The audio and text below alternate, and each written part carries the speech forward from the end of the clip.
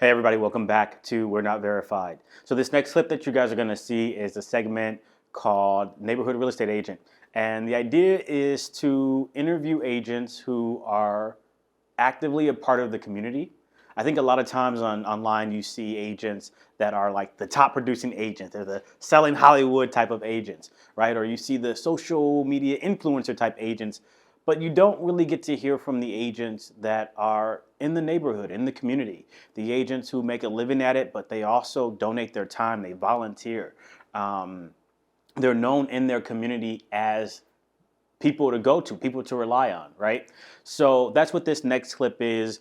We had our wonderful friends at Cross Country Mortgage, Coby Sherlock, host the interview, and then we had four wonderful agents on the panel, Andy, Christina, Stephanie, Sharice. So take a look at this video. Feel free to drop a comment, questions, your thoughts, and thank you guys again for tuning in. Ladies and gentlemen, thank you so much for joining us on the Neighborhood Real Estate Agent panel. I just want to give a huge shout out to our producer, Dertrez Presley, for putting us together to have this conversation today. I think that this conversation gets to be had for all of our consumers, our clients, our realtor partners that are out there in the community, the folks that we support, because there's a lot of things that have come up in our industry as a collective that I think we get to speak into. And I'm looking forward to hearing from each of you. So without further ado, I'm going to start down here with you, Andy, if you can. Tell us a little bit about yourself. Sure. I've been a real estate agent in Las Vegas for 14 of the 18 years I've been here, and broker, owner of a small real estate company for 8 years. I live up in Centennial Hills, been there the whole time I've been in Vegas. I focus on a lot of weird stuff like probates and trusts, but just mainly middle class, upper middle class families. I have a bunch of chickens, so I have that farm angle as well, which is unique. And I love what I do. This is, it fills my soul to help people with their real estate. Thank you. Sharice, if you will. Yeah, well, I also have chickens, so that's great.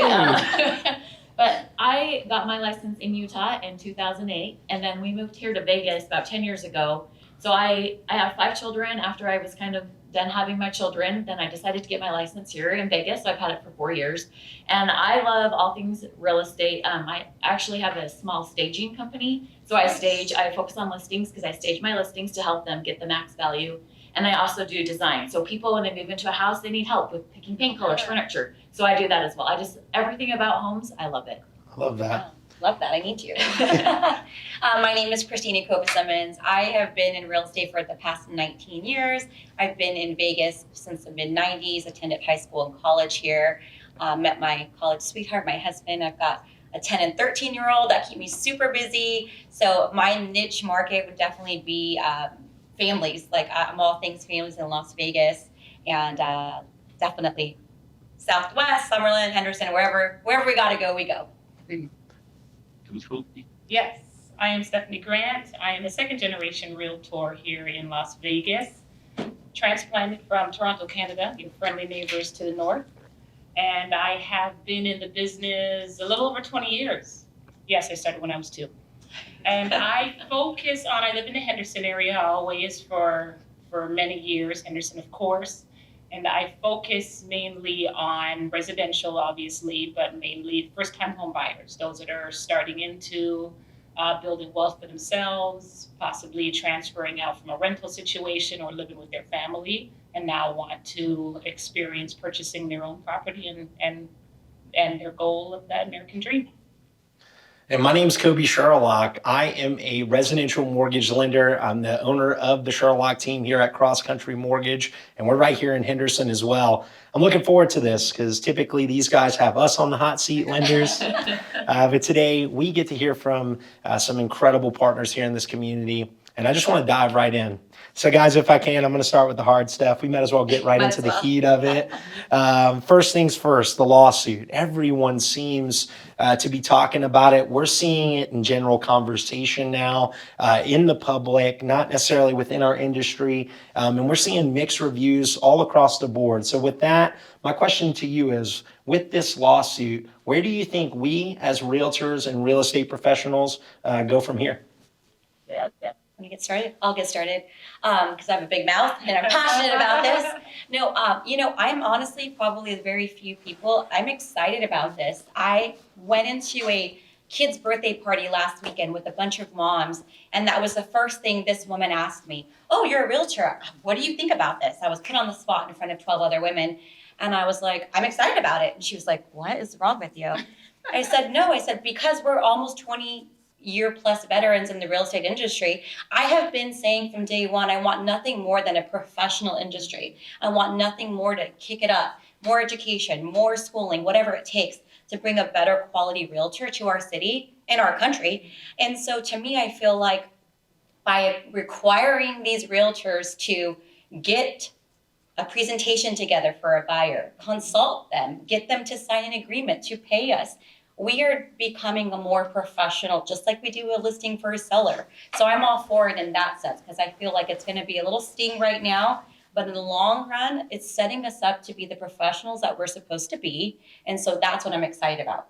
I appreciate that. Yes, I agree. We have to skill up. Our broker was talking about that. This is the time to skill up. If you haven't even improving your skills and improving your value to our clients, making sure we're proving that. And then the speculation, of course, is, are we going to lose realtors in our industry? Of course we are. We absolutely will, because we have several hundreds of realtors that are part-time, and they might do this as a second job or something on the side. And those realtors will phase out, and it's okay. I truly believe our industry has been oversaturated for years, and this is the time where we'll have the ones that are truly passionate about what they do and the importance of our industry will be the ones that will succeed. We made it through COVID. For those of us that's been in the business, we made it through the 07, 8, 9 era, and we are still here. So this is where it will prove those that are willing to be here and those that will last. Thank you. Yeah, and I agree. I think this is a great opportunity for us as realtors to pivot, to learn new things, and maybe we're going to have to do a fee for service kind of thing. It's a way to grow. If you look at the MLS, it hasn't been changed since the 90s. That's when they first started offering the co-op commissions. So it's been over 30 years. This is a great change that it's needed to happen, clearly, because the consumers have spoken. They're more savvy now. They can get on the internet. They can do all these things. So now we are just serving people better. We're going to be more knowledgeable. We're going to have more skills. So it's a great thing. And there's going to be disruptors, and there's going to be a lot of attrition, the part-timers and whatnot. But we've always said we wanted to be treated more like attorneys or at a higher level.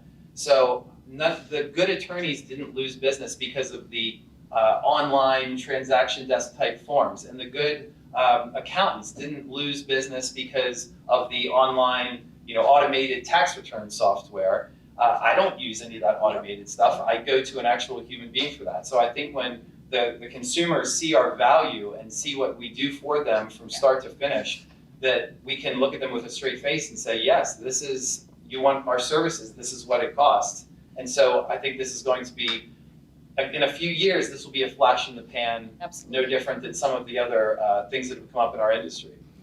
I love that, Andy. I would say consumers, if you're listening, lean in. This is really, really good. I want to talk about some of the challenges that each of you have brought up. Let's really look under a microscope at what this lawsuit means. And I'd like to hear from you. What are some specific challenges you foresee? And how do we as professionals help both our partners in the industry as well as our clients on moving through those? Well, I'm going to start with education. That's going to be number one. I, again, work with majority first-time home buyers, and which turn into first-time home sellers, which is interesting, right? They've never sold a home before because they were a first-time home buyer. And this is where education is going to be key, making sure they understand the documents, make sure they understand the procedures, make sure us as agents are explaining this process to them where they can fully understand and aware of their obligations and their responsibilities. One of my biggest concerns, of course, in the market, we are low inventory.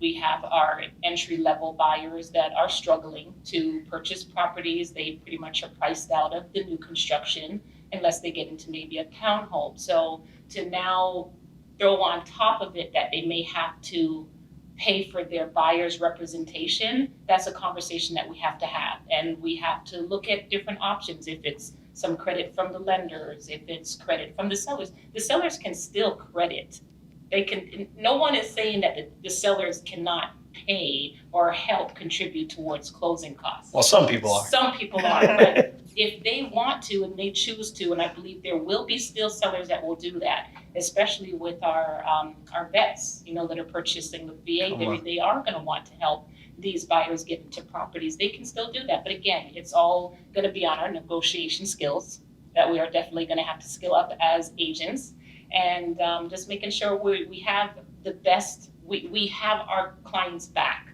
and we have the best. We show our value, and we make sure we're treating them correctly, and we are taking care of them all the way through the transaction and beyond. Yeah, and I think to add to that, it's no different than right now. I get most of my business is referral based. I get a lot of first time buyers, I get a lot of veterans, same thing. They move every 4 years. So I'm getting a lot of turnover with my veterans. And at the end of the day, if they have to buy, there are concessions that I have to make right now. There's new construction, there's neighborhoods in this valley that are paying us very little. And I have to make a business decision to represent that buyer fully and get lesser pay, and that's okay. Everyone has to make a business decision. It may not work for every realtor, but if you care about that client and you try, if they can pay you what they can pay you, you can get from the builder or the seller what you can get, and then you might just have to, call it a wash on something else. So that's just gonna have to be a new structure that we're gonna have to get used to, but we've kind of been doing that. I've been doing this since 2009 when they were doing short sales and we were getting, totally stiffed on commissions. So it's just the nature of the beast. Some are, you're gonna make some more, make some less.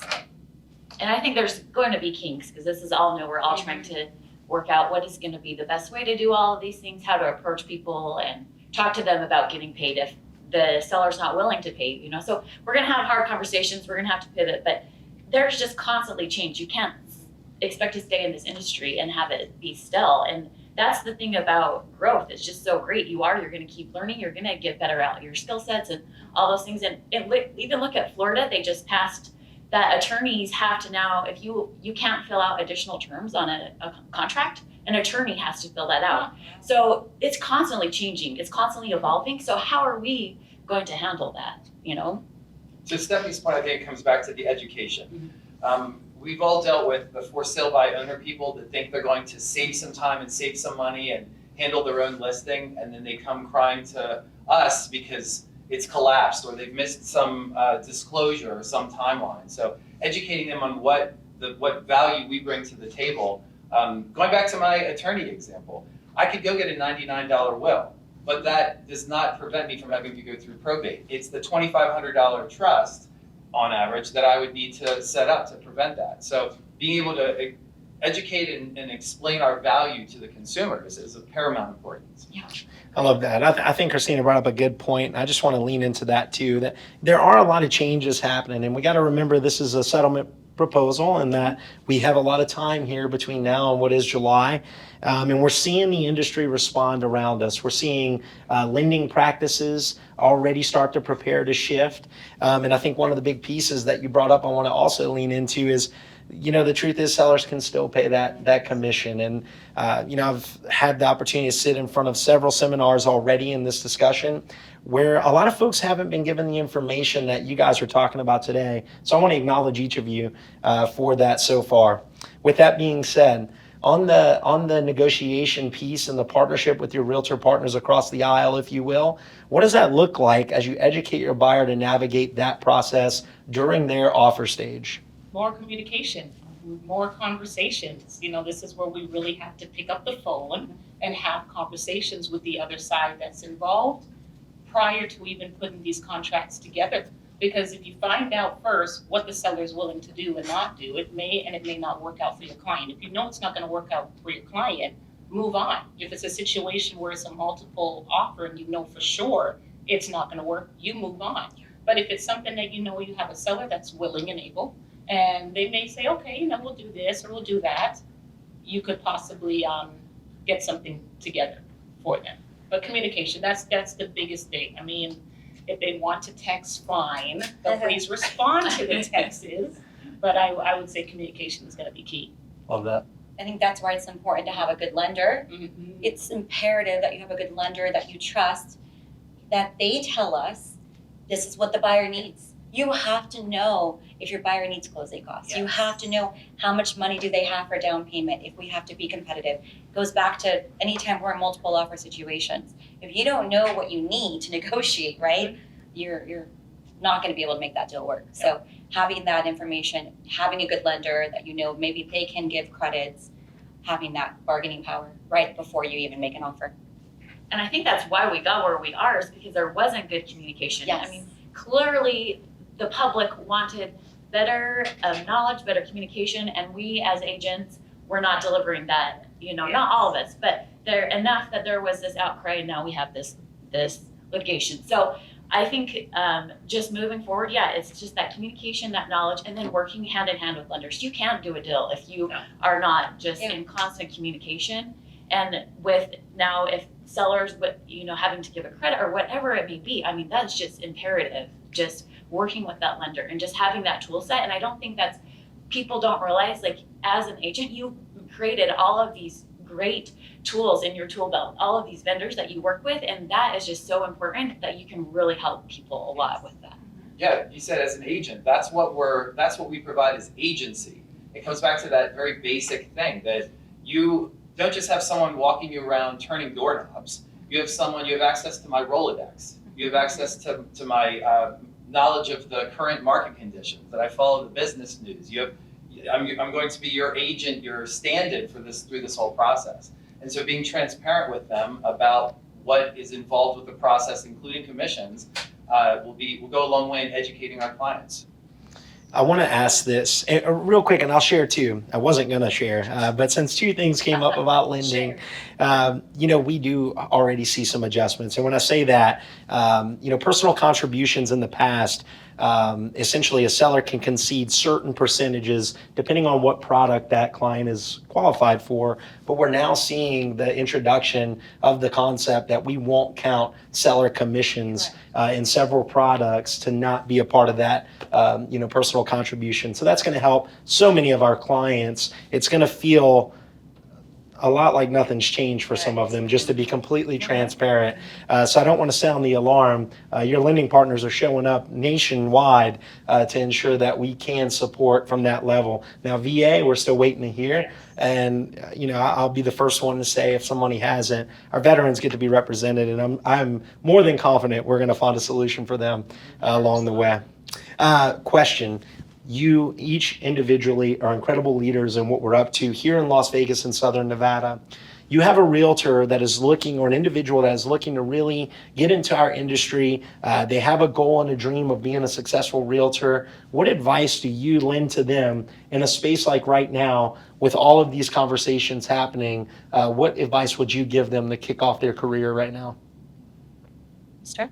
Yeah. Oh, I do a lot with Women's Council in the past.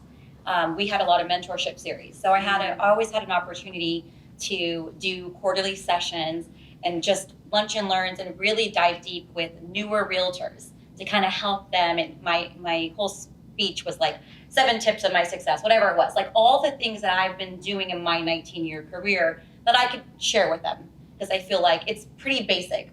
Be a good human, do it for the right reasons, like it really is. The people that are on this panel, they've been doing it a long time, and I feel like if you're doing it for the right reasons, you're never worried about the paycheck. The paychecks come. I've never once, but I'm very honest with newbies.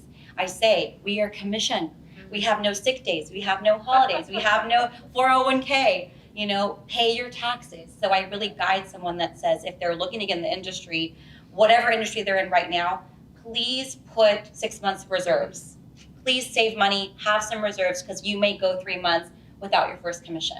And in this market, you might go 6 months, who knows, depending on. But I always try to ask them, what is their niche? Did they grow up here? Who would they go after for business? Because it's tough. And I'm very honest with them. And I have to say, it's not easy. This is not selling Sunset. I know, reality TV. Sorry, I'm a reality TV junkie, and I just am very real with them. I'm like, this is hard. You have to be willing to hear no, and you got to put yourself out there. But I'm sure I'll let more people share. What's their motivation? What's the why? Yes. Because for someone that says, "Oh, I want to drive a nice car and make lots of money," no, that's not a long-term success. if your love language is acts of service, and Yes. you like to help people and you're solution oriented, okay, maybe you consider real estate, but it's not, it can't be, oh, I'm just gonna make big money. No, that's not gonna get you there long term. Agreed. And if you're coming from a salaried position, working 40 plus hours, you might be working more. You know, in this industry, I'll tell people that will come up to me and say, "Hey, I'm thinking about getting into the real estate industry. You know, what do you suggest?" Don't quit your job. That's my first thing. Do not quit your job. Unless you have a significant other, you know, that can support you, you still have bills to pay. So, as Christina said, build up that savings account, stack that away until you're able to then get into real estate full time and go from there. But it's not easy. But as you know, Andy said, if it's something that's your passion about helping others, you'll find some really good experiences through it, and build some great relationships too. To the real point of timeline and what it looks like to get paid in this industry. Yeah. Stephanie, can you give examples, and I'd love to hear from each of you, of how long you've had a relationship with a client to work through them finding a home, and when did you receive compensation at that point for the work that you did? So disclaimer again, we do not get paid until Till close it. after and beyond, because you will get to your home, we will, you know, get everything closed up, wrapped up, you're moving in, and sometimes it just depends. We still haven't got our paycheck yet. So it's interesting when I do hear clients say, "Oh, I thought you were salaried." No, all this time, 30 days, 60 days before, you know, running around and getting everything done, we are not getting paid. So obviously we have to be in it for the right reasons, right? One of my success stories that I love to talk about is a first-time buyer. She had ridiculous bad credit. Had to get her through a credit repair company. She did that, but she was really determined to own her own home. So you can tell, and I'm sure you guys know when you speak to clients, you can kind of tell those are like, "Oh, well, I don't know," or the ones you actually have to handhold or you have to remind them. She was determined, and she didn't care what she needed to do. She did it. So we made sure she got with a credit repair organization, followed up with her for about, gosh, I think from the time I met with her to the time I actually got her into her home was almost 2 years. All right. Just paying off debt, building up her savings, putting money away for down payment. And I tell you, this is one of the things I just love. People say, "Well, you should get into luxury." When I turn over keys to first-time home buyers, like really first-time home buyers that know this has been their dream, and they start breaking down, I have to leave, because I'm like, they're crying, I'm crying, everybody's crying, you know, but this is their dream, and it was something that I was able to, with my team, to help them see that, yes, it's obtainable. Yes, if you really want it, you can become a homeowner. So that's one of my ones I'll never forget her. And I've been working with some clients right now 4 years. Oh, that's good. Yeah, I sold their house and they wanted to buy a lot and they realized that wasn't going to be feasible. And now we've been looking for a house and we're looking for a unicorn pretty much. And I've given them lots of great ideas and they haven't listened to me the best. But I think as they see like, oh, what she told us, oh, that happened. Okay. So we're learning and we keep growing. And, you know, I love them and we're going to get them into something. But you just keep plugging away because that's why you do it. The knowledge and the heart of just serving others. And because I'm a chicken farmer, I like the term incubator, right? Yeah. So that's what it ends up turning into. Is I've had buyers that were only looking for a certain area of town, and like I had a couple that wanted in Royal Crest Rancheros, which is an old neighborhood. There was like UNLV professors and such. Years, whenever something popped on the market, we would go and check it out. They ended up buying just north of that neighborhood, but yeah, that was another 3-4 year search where I just kind of incubated them and just fed them as the listings they were interested in came up. But yeah, I mean, that was years and years and hours of work that I didn't know if they were gonna up and leave town, but that's why if the goal is money, this isn't the industry, it's the goal of helping people. And I always joke around that I don't want to be a taxi driver, but sometimes I do get a lot of out-of-state referral business relocation. And there are times I just recently spent time with somebody driving them because they don't know, right? My relos don't know where they want to live. So you're going to do the entire Las Vegas, home search, and you're going to show them north, the south and all the way back to Henderson. And so we did that. I was out in Lake Las Vegas. I spent countless hours, countless days here on the ground, and months of preparation, all in the end in good intentions. Their job was no longer remote. Yep. They had to move. She worked for Macintosh. She had to move. And so that was nothing will be made from that. But we had a full effort. They had full intentions. What can you do? Nothing. Not part of the game. Yeah, I just want to apologize to my realtor in advance. I love you. I'm sorry. I just bought a house in October here.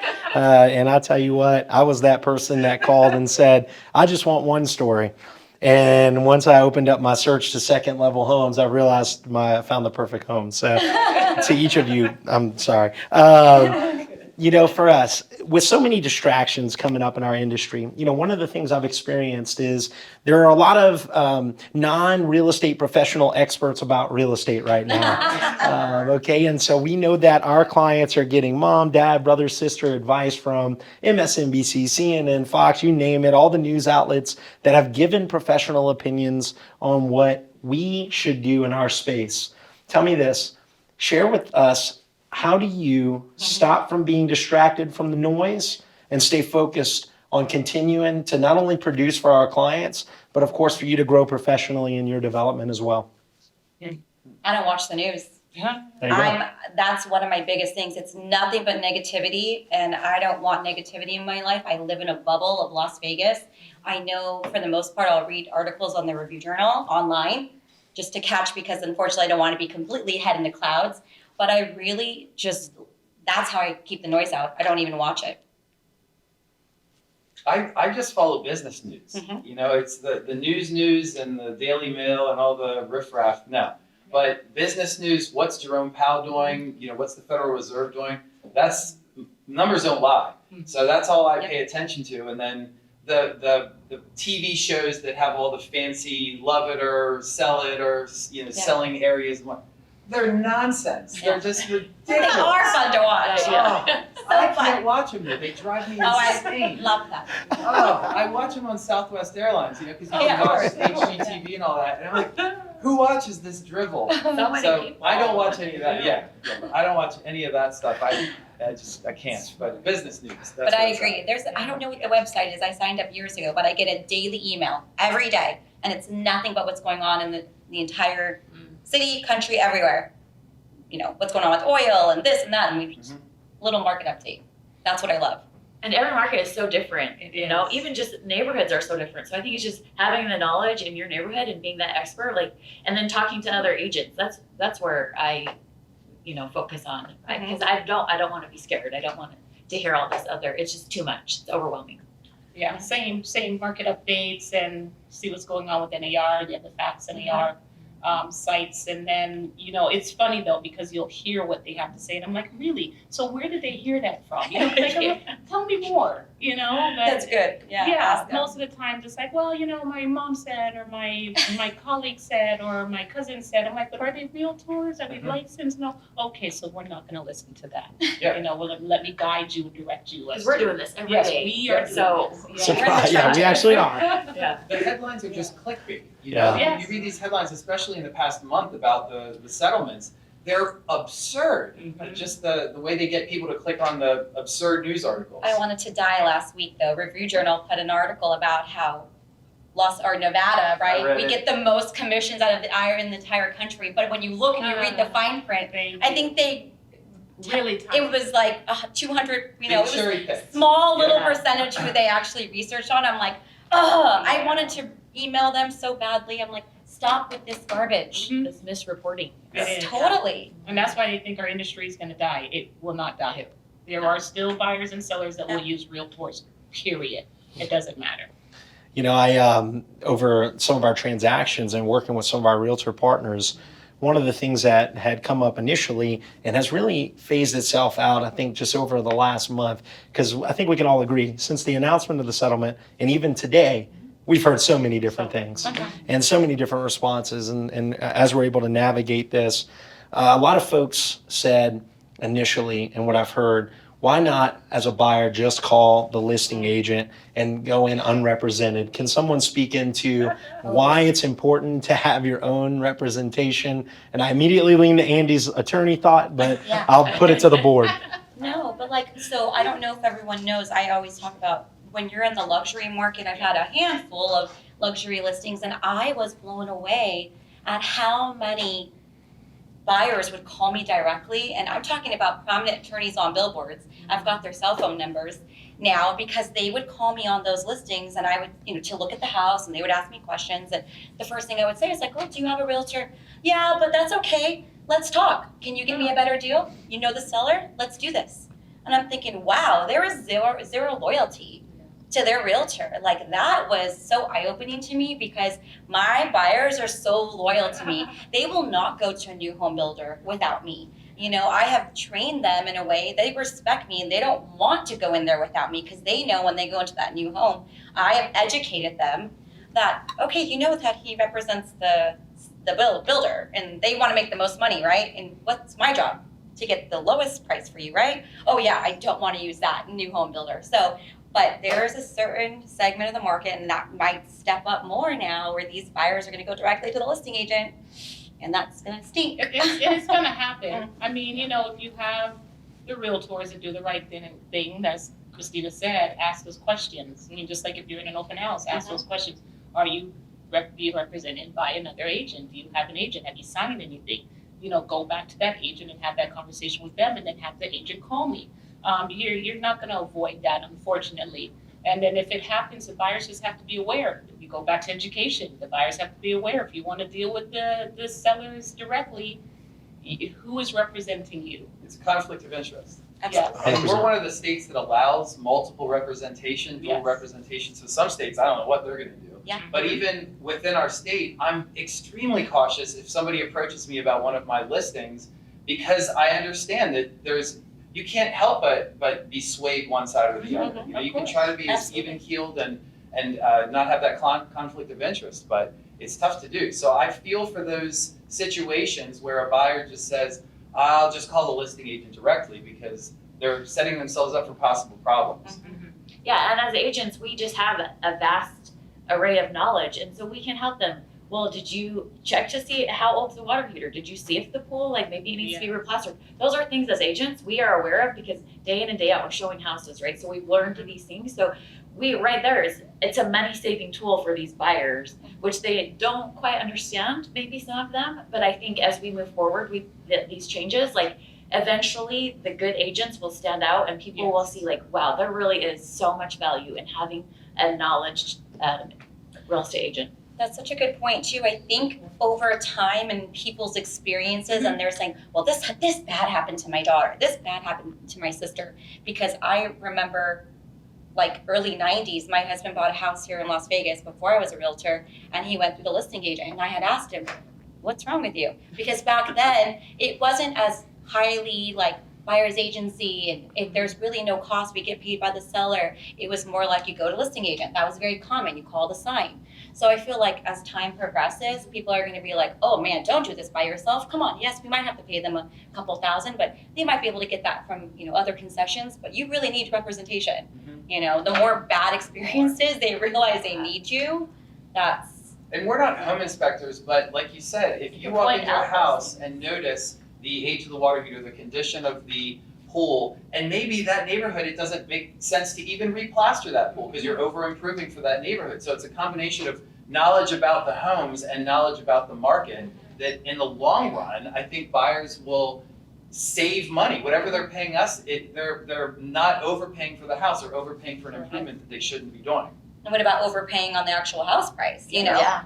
Because they go in there at list price because they just want to do the deal, or they didn't run, no one ran the comps for them or very well to show them, well, actually, there's one down the street that was 50,000 less. Are you sure? Because they might not have had their back completely. They did the minimum to say that they. And we represented also them. have negotiation skills too, Yes. that we have been honing for years. And so the buyers don't have that, they're coming in fresh. So we can help get that best price for them. And It's just- even the buyers that feel that they are experienced and say, oh, well, I can do what I can do myself, just like you're for sale by owners. We know our contracts. They don't, and we know how to kind of go around their issues and the concerns that are going to come up, and to be able to negotiate, to be able to have those conversations, to be able to point out things that, well, have you thought that you could maybe put it together this way instead of this way because of our knowledge and expertise. Now, please know that this is not going to be the last lawsuit. Oh. Because with this situation, as you're talking about, with buyers that may decide, no, I'm good, I'm gonna do it on my own, and then they'll go through and have these bad experiences, guess what they're gonna do down the future? Yeah. They're not gonna have their own lawsuits as to how they might have been mistreated. Well, you were in there unrepresented, you know. Yeah, It's Or it's represented dicey. by the listing by agent the- with dual agency, which Exactly. That's a whole risky nother from thing. a broker's perspective. That scares the heck out of me. There's a lot of risk in that A lot of space in the risk, state yeah. that allows for that.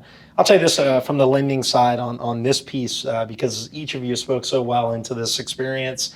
And buyers, for consumers that are listening, please, of course, consider this. Representation is so important. No one wants to be on the other side unrepresented. You guys nailed it both in the new build space and the resale space. As a lender, when a buyer comes to me who's working with an agent and tells me that they are qualified, they're going to look and talk with the listing agent, it's something that I can never steer, but I always make sure to educate from my space. Consider having your own agent going in. And we've seen the problems that exist because I think what you said, Andy, is appropriate. Naturally, there's a bias. You know, whether your intention is the best, naturally there's a bias in that scenario. And I just want our buyers in that space to go in and have an equal playing field. Also, transactions. They may have not bought a home. Maybe it's their first time. Maybe they bought one 6 years ago and they feel like they know the game. You guys know it changes month to month for us. You know, I have 9 transactions going on right now that are 100% different than last month's. And the reality is this, for my buyers that come into the space in this month right now, our buyers are getting a lot of concessions. Yeah. And that is a great Yeah. thing. And guess what? I had one that is dual represented, and you know what they got? No concessions. No concessions. And that's no knock to the agent if you're watching this. The truth is, they have a job to do, and that job sometimes is not for the other side.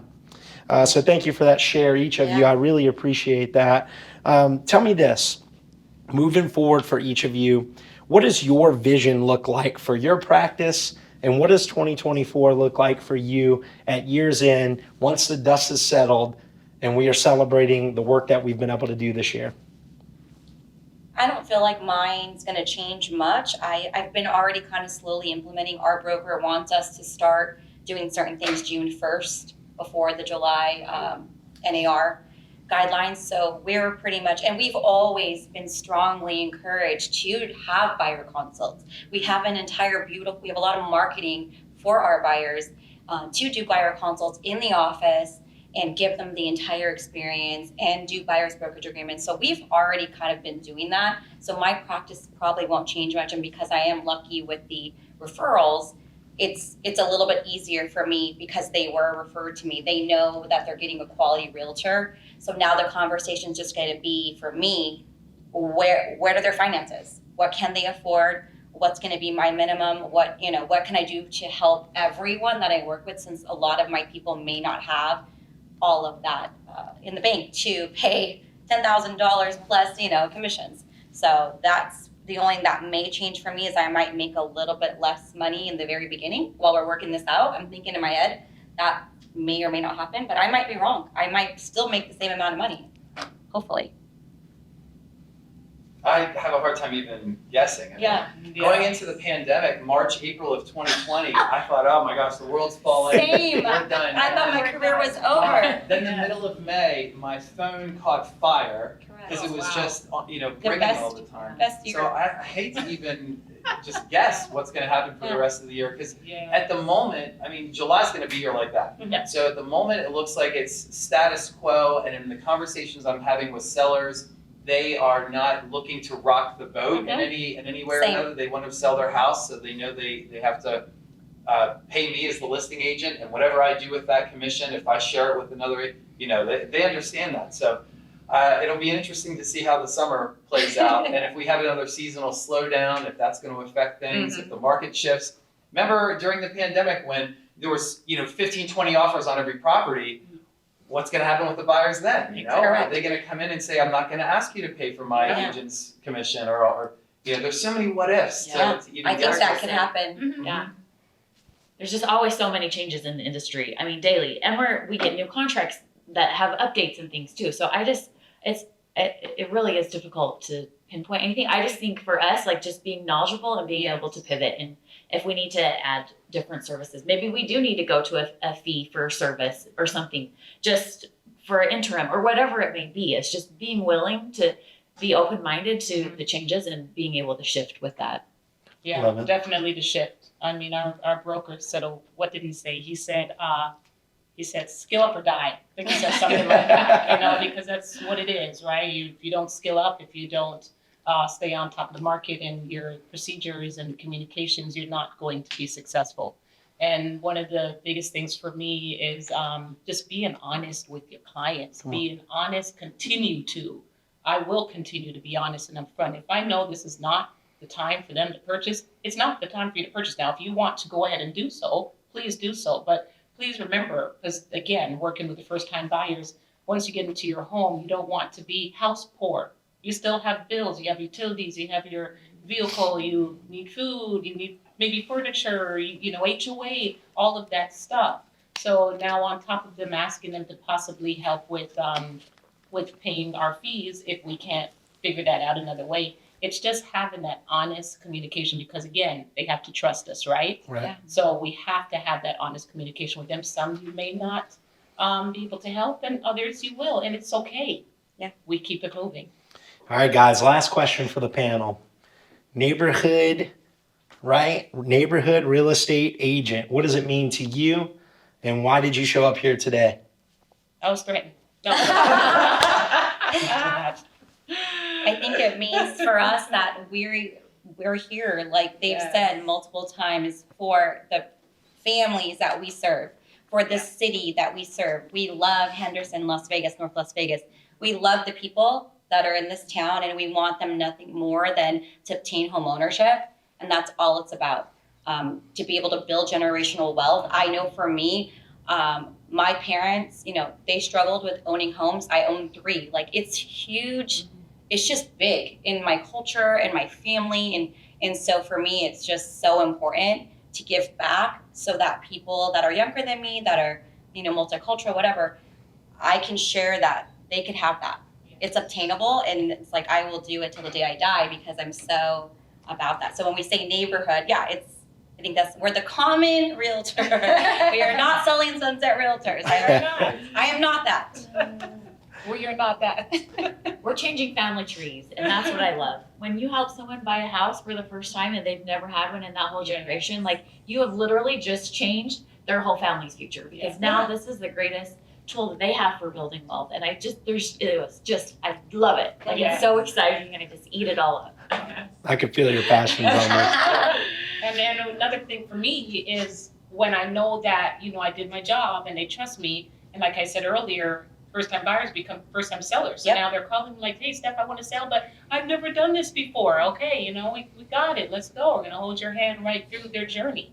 So I definitely enjoy the fact that I actually have a part in one of the largest investments that we make as human beings here on this planet, is owning property. And I'm going to call back a previous question about what would you tell a newer agent and how to get involved in this industry. I see all of you guys on Facebook with your volunteer work. Yes. And being active in the community and volunteering, whether it's a church or a civic group or what have you, homeless kitchens and Thanksgiving food drives and all that, clothing drives, the project, all the local charities that we all work with. That's what to me makes a neighborhood agent, because I'm active in my community, which helps my business, but also fills my soul. Yep. And then I'll take it a step further. I'd be remiss if I didn't mention the advocacy that we have with regard to private property rights. I mean, a perfect example of that is the last legislative session. There was a bill that had to do with septic tanks in wells and converting to public sewer and whatnot. A lot of stuff that flies over most people's heads.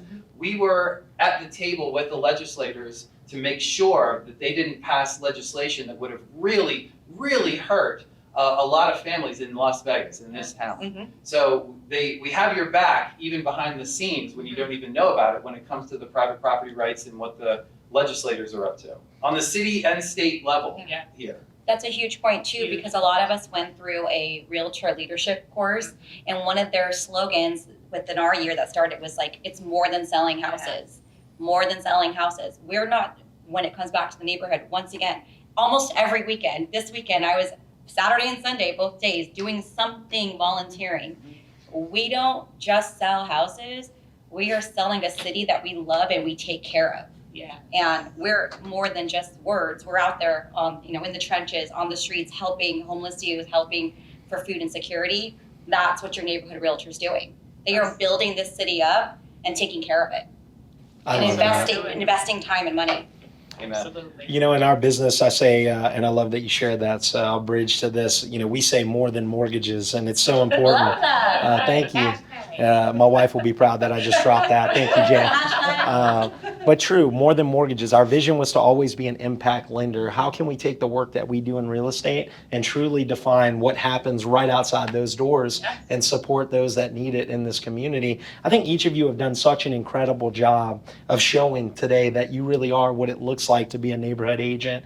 For any consumer listening, these are the agents that you absolutely want to connect with. Okay, these are connected individuals who live in this town, who serve this town, and who will serve you. Let me tell you something, when you live here, these are not only your agents, you want them to be your neighbors. And Southern Nevada is so small. And it's such a beautiful thing when Southern Nevada comes together because of the work that we do in the community. Like Andy said, he sees on their Facebooks, Instagrams. I get to see each of these guys out in many different service areas. Stephanie and I were in the same leadership class for the city of Henderson Chamber of Commerce. 2022, come on. That's right. And so with that, I just want to leave you with this. I hope that you're inspired as a consumer to reach out and learn more about the professionals that are offering this service. And if you're a realtor that is watching this, whether it's you're looking for a mentor, a team, or maybe just a friend to inspire you to do a little more, please reach out to each of these individuals. We're going to put their contacts here below in this video. And of course, if you need anything in the lending side, you're always welcome to reach out and connect. I look forward to seeing you guys out in the community. Again, neighborhood real estate agents, thank you so much for this panel. You guys have done a wonderful job, and we'll see you next time. Thank you. Thank you.